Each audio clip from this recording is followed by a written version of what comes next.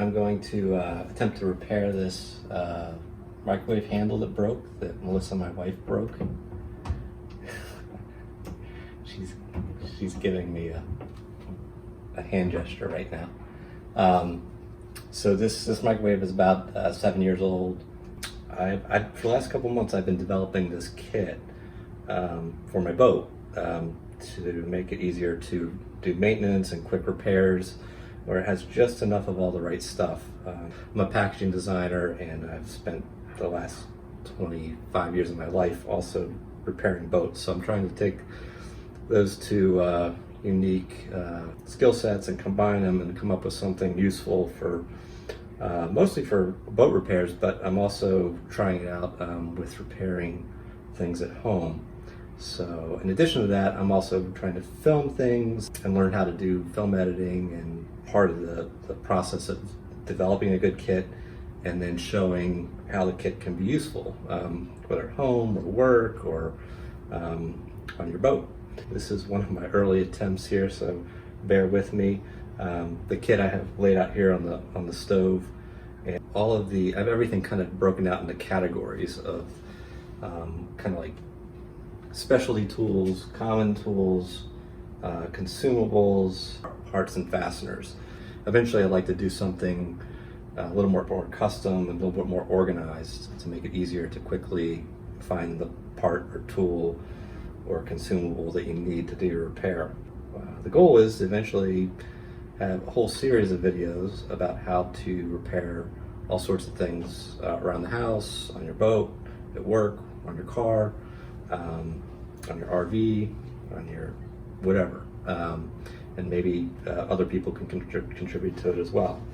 Rather than just replacing this microwave and making my carbon footprint bigger, or even ordering a replacement handle and throwing this in the garbage, is just to repair it, and to repair it in the best possible way and in the least amount of time, and save a little bit of money, which especially in this mid-2020, where most people like myself, money is a little more scarce these days. So I think it makes sense to repair this, and I think I can repair this probably in a way that no one would ever know that has ever been broken.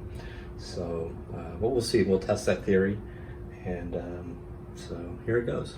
So here are the 4 boxes of the kind of a prototype Ever Scout kit, and this first box here has kind of some specialty tools and brushes and little things that help do repairs. This box here is kind of the consumables. There's a lot of smelly stuff in here. Helps to keep it in a airtight container. A lot of the glues and silicone and lubricants and things are in there. And this box here has some specialty tools. There's a mini roto kit, some measuring tools, and your basic tools, a basic hammer and some screwdrivers and things, some safety glasses. And then this last box here is all fasteners and parts. So this is kind of a prototype fastener kit, where it's got about 50 different types of fasteners. So this is still a work in progress. This is kind of like a round 2 prototype that I made. And this box here has a lot of different washers and smaller parts, nuts and things.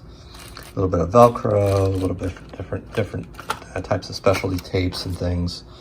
Then you got some fuses and electrical kind of pallet on the bottom. So here's the handle. You can see in here just that plastic just cracked. So I got a couple of different approaches. I could do the quick and easy thing and just put some epoxy or super glue, which is in the kit, and figure out a way to kind of keep some pressure on here for a few hours or overnight, and then try it out that way. The more labor intensive, the time consuming process would be to maybe take that off and then figure out a way to mechanically attach this, maybe with like drilling a hole through here from the back side, and then, you know, fastening that permanently in there. I'm gonna see how hard it is to take this surround off, and then if it's not too much, I'll take these off, these two brackets off, and then drill in from the back side of it and mechanically attach this. It should be good for the life of the microwave. As you can see, it's still in great shape here. So I think this is just this piece just snaps in, and if I can get something kind of thin, I can probably pry this out. I'm thinking probably like a butter knife, or this is probably the best tool to do that. I don't know if I have anything in the kit here. I do have this pick. I mean, I could see if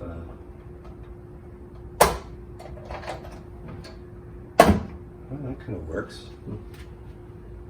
So this is a little like dental tool. It's like good for like scraping into small areas. If you have an old bolt that you've got to clean up the threads on or something, this is something that this little $1.50 tool like really pays for itself. So here I'm just going to put these inside the holes here. Oh, look at that! Those are pretty easy.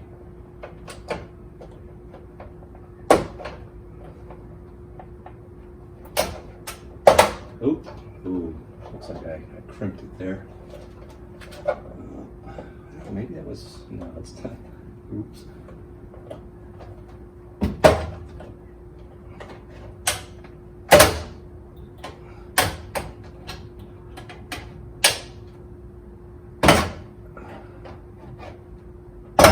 There we go. That wasn't too bad. I did kind of crimp this a little bit, but it's not that visible from the front, so I'll just be careful with it when I put it back on. So my first thing I'm gonna do is take these two screws out. Got a kind of a medium-sized Phillips head.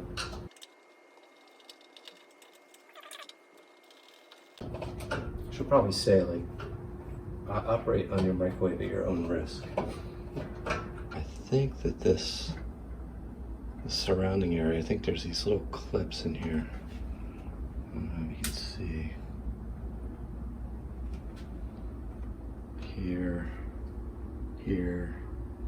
Here. And I think maybe it's snapping this metal cover. You gotta get this metal cover out of the way to access these screws. It's just blocking. You can kind of see through here. You can see a hint of that screw underneath, but there's no real access to it without getting that out of the way.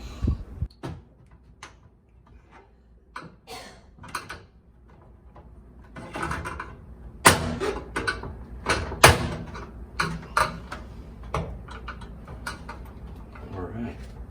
So actually, what it looks like is that this front piece, this metal piece is actually the frame.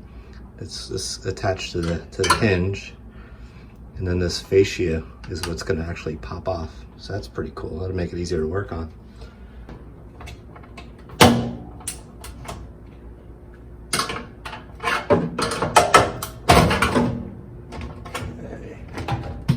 All right, voila, magic.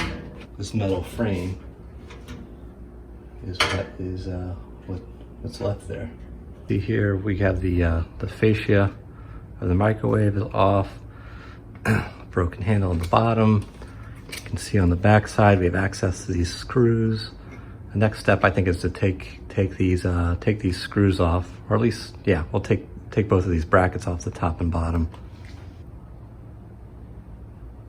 Oh, screws are tight. You really have to avoid stripping this. You really have to give a lot of down pressure on it.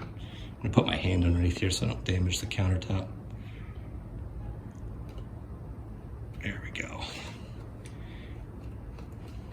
You just don't let that screwdriver slip in there because you'll strip the Phillips head slot. Okay, here we go. This is the top bracket, that's the good one. And that's our fastener. So it may be possible to get this part from Bosch. It might be a real pain in the butt and it'll take a lot of time. And maybe they have it, maybe they don't.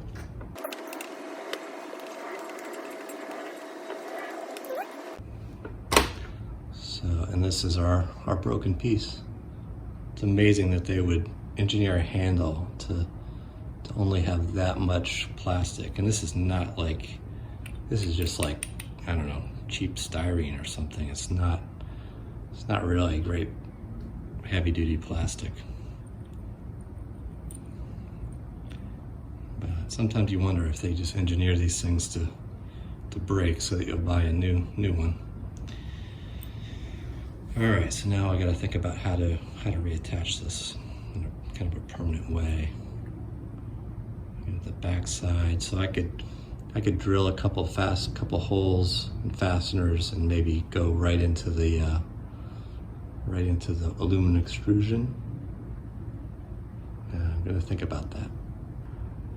This and that. So I got to figure out a way to get these two pieces permanently fixed together. You know, like I mentioned, you could take the quick and easy approach and just put some epoxy in here, or super glue. But honestly, I think after a while of repeatedly opening and closing, I think that it would probably fail. So I'm inclined to drill right through here, maybe 2 screws, and just go right into this handle. I don't have a tap and die set in the kit, but I'm pretty sure this is aluminum. So if I just undersize a hole and use a couple of self-tapping screws, I think that would be pretty decent. So I've got my palette of fasteners to choose from. I don't want it to be too long of a screw. It doesn't need to go too far. Something like that might work. I'm assuming that the wall of this material down here, down here, it's probably about the same thickness as that. So I think I'm going to go with these M4s, 15 millimeter long screws. It'd be better to have them pan heads rather than flat heads, but I don't think it'll make a whole lot of difference. So I've got this drill bit here. It looks like it's just a little bit undersized compared to the screw, so I'm going to go with that. As part of the kit, I've got one of these little rechargeable screwdrivers. This one recharges off of a USB mini, I guess. Put down a cutting board here just to protect the counter. And the idea here is I'm going to drill through here. We're going to have the screw come all the way through here, through the hole here, into here. And we're going to mechanically fasten this together.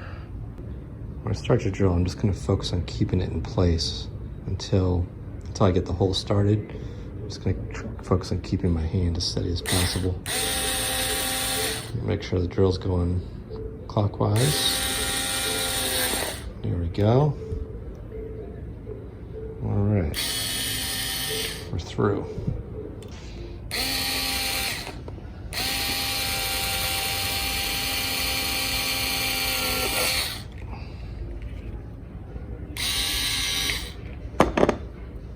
Okay, I've got our 2 holes drilled there. So I think the thing to do is for me to kind of tape this in place temporarily, and then use these holes as a guide to get those holes started in the aluminum. It's going to be a little bit harder to drill through this aluminum. So I've got several different types of tape in the kit. Here it is. Yeah, that's right. It's hiding out. trying to make the kit as compact as possible, so it happens that this electrical tape fits inside this.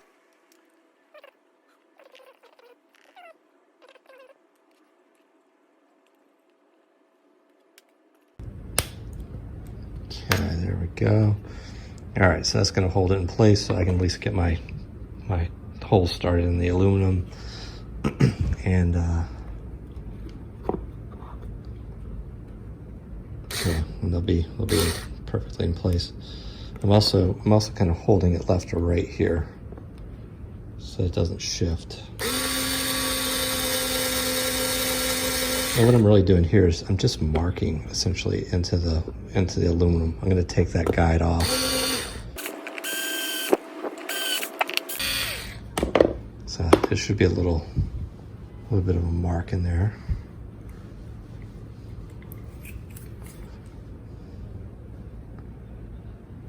Huh, it's actually going into the plastic.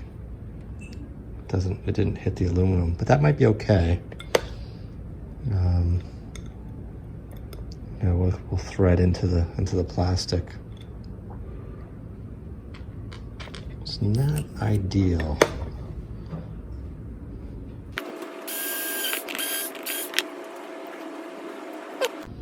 I guess I could do a kind of a belt and suspenders approach here. And I could use some epoxy and then screw it in place.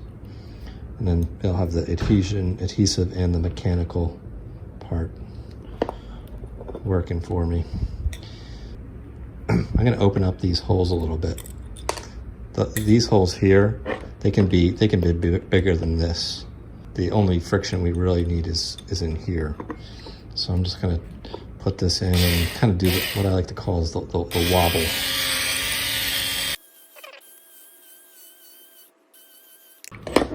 There we go. So there's a lot less resistance there. Because what you essentially want to do is you want to open these up, and then so that you're not fighting this side of it. You're just pulling this in, and so you don't want to have that kind of resistance. And actually, I can go in there with an X-Acto blade and open it up.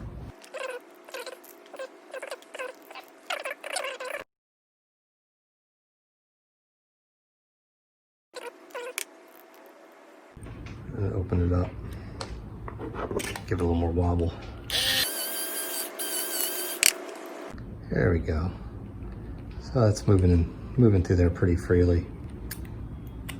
All right, so we got that one started. We'll get the other one started. And this is just the kind of the dry fit.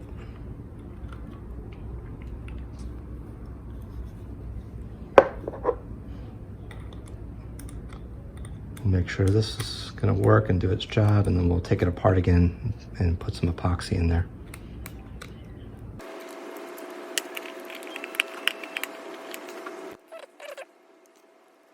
There we go, we're back together. So this feels pretty solid to me. It probably doesn't need the epoxy, but we have it apart, so we might as well have everything working in our favor. Here we go, so you can see the holes. So these holes are kind of already been kind of pre-threaded by the screws. So I'm gonna go back over here to my kit. And I've got some 5-minute epoxy resin hardener, and then the resin. So I'm just going to take these squeeze bottles. I'm thinking about the ooze of the epoxy. I think I can epoxy it without masking it, and if I get a little bit of ooze, I can clean it up with some acetone real quick.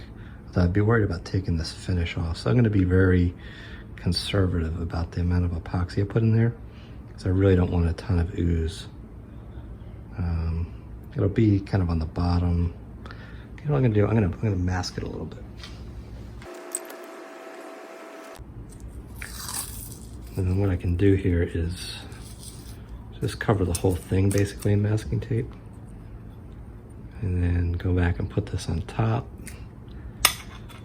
then I can come back with my X-Acto blade and just trim away.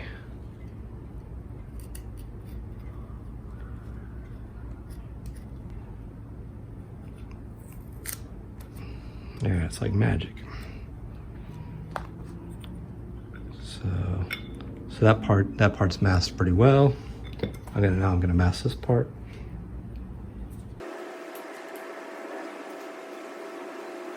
One thing we can also do to help the adhesion of the epoxy is to score up the surface a little bit. That way the epoxy will have something to bite into. So you get a little bit more of a mechanical connection. Same thing on this side. I can just kind of score this up. Aluminum's pretty soft, so. Before you bond surfaces, it's always a good idea to make sure they're clean. Either you can use alcohol or acetone. I like to use alcohol because it's a little bit less, if I get on my skin, it's not as toxic. So, another one of the items in the consumable kit is a little bit of alcohol. So just squirt it on there. You know, I might have like oils or something from my hand on here that'll kind of repel the epoxy.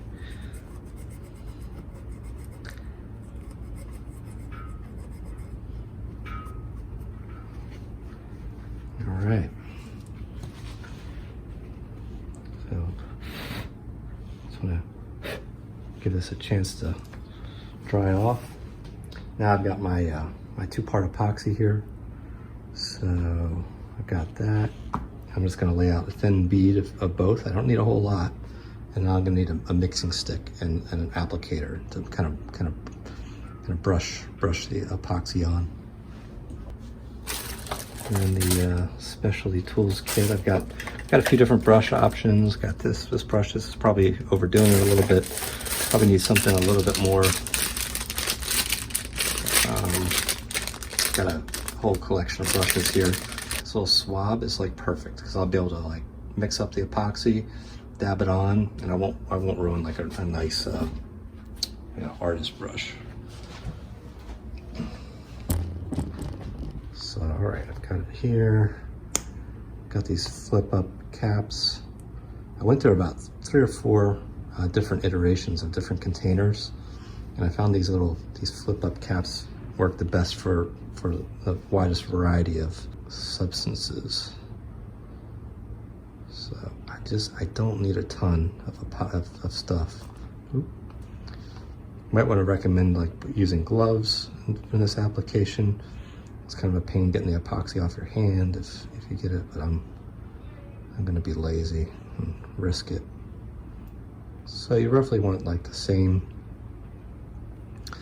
volume of epoxy. I don't want to touch this lid, so I'm just gonna, actually I should use the business end. Close that up, just kind of wipe that off. And then I've got about 5 minutes to work with it. Should be plenty of time.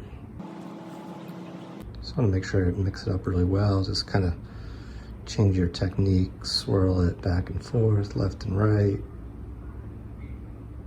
If you don't mix it up well, or if you get your mixture wrong, it'll stay kind of sticky and soft and might take a very long time to cure.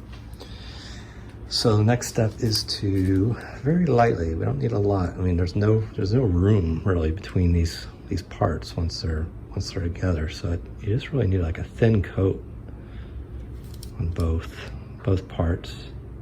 Just kind of work it in.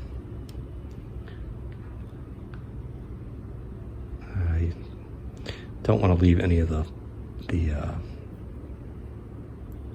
cotton in there. You're gonna make sure that doesn't happen. So make sure you kind of swirl up the cotton. Maybe keep swirling it while you're working with it so it doesn't come off. Just making that up as I go along, but that's probably right enough. I mean, we'll probably even get a little bit of squeeze on this, you know, when we put it together. You can see it, a little bit of squeeze there. Yeah, you want a little bit of squeeze. You want to make sure that you got enough.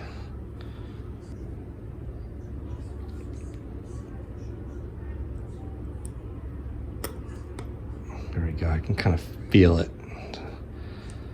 Feels like it got in place. Yep.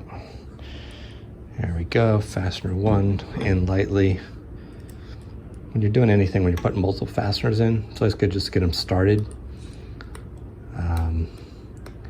Don't tighten up one and then tighten, you know, 100%. Just go in and tighten up one loosely, tighten in the second one loosely, and then just come back and, you know, tighten them up, a couple twists.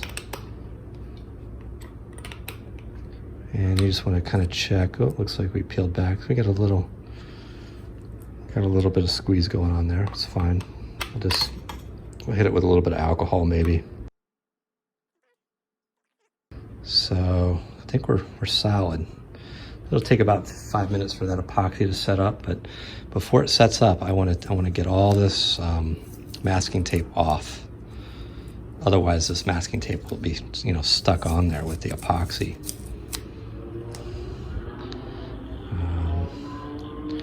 Just trying to avoid touching the epoxy directly. So it's good to wear gloves. Sometimes you lose a little bit of your dexterity. That's always the drawback, but when you're dealing with chemicals like that, you really don't want them on your skin. All right, so here we go. So you can see we got a little bit of squeeze. So my first step is going to be to try to dab that off without using any solvent.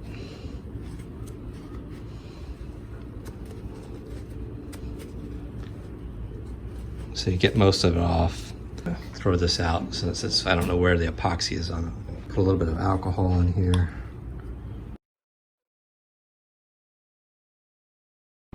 So you can still see a little bit of the crack there, but it's kind of underneath it, so no one's ever going to see that. We'll probably forget that we even repaired it. I could wait for the epoxy to cure before reinstalling it, but because we're mechanically fastened, I feel comfortable working with it. I'm going to do a little bit of cleanup here, all this stuff, and then start putting it back together.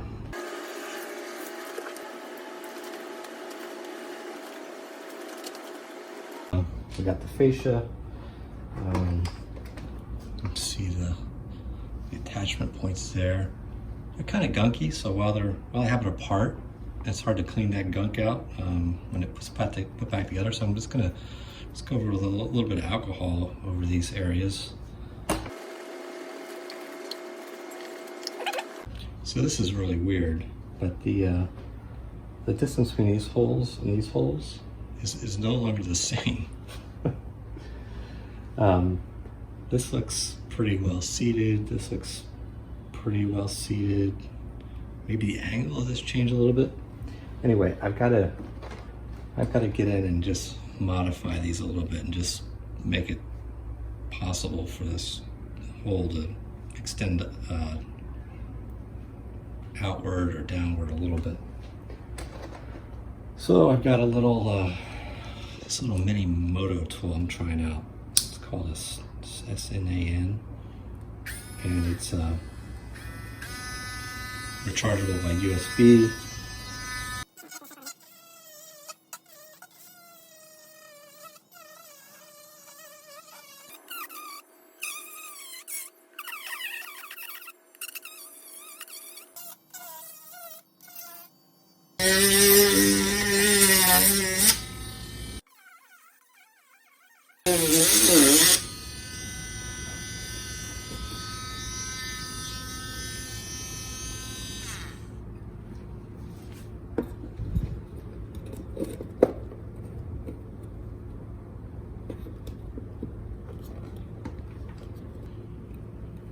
I'm just going to cheat it a little bit on this side.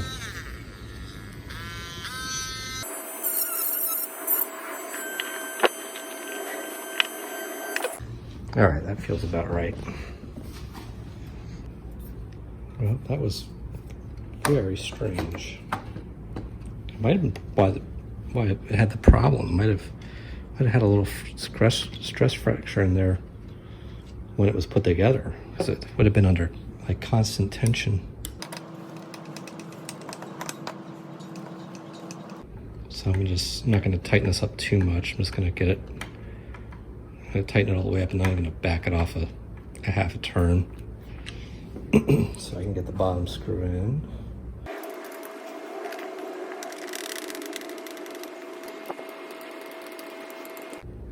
Okay, the bottom is snug. Snug up the top. All right, we're ready for reinstallation. All right, here's our naked microwave. I guess this is doing all the heavy lifting of protecting you from radiation. And this part's just aesthetic. I'm gonna put it on the same way I took it off, which is to kind of get it hooked on the inside of it. And then I had a couple screws, these little guys. It's amazing how few screws it is to take this apart. When you think about it, I'm only taking 4 screws out of the whole thing. Everything else is just snapped together. So there we go.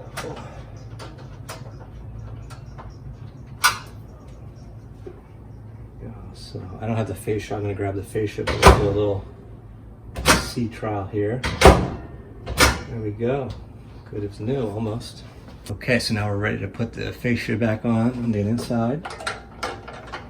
I'm gonna snap it in. I'm gonna put it in this kind of the same way I took it out, just the reverse. I'm gonna snap in this right side first.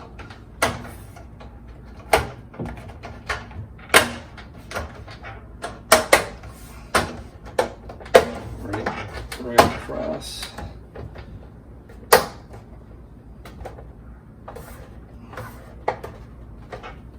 Here we go.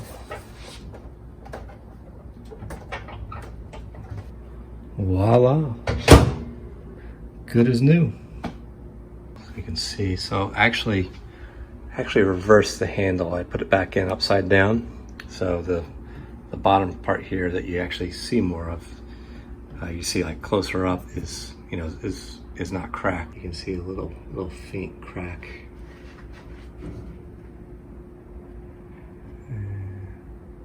And from the top you can see it, but you probably need to be 6'5" to see that.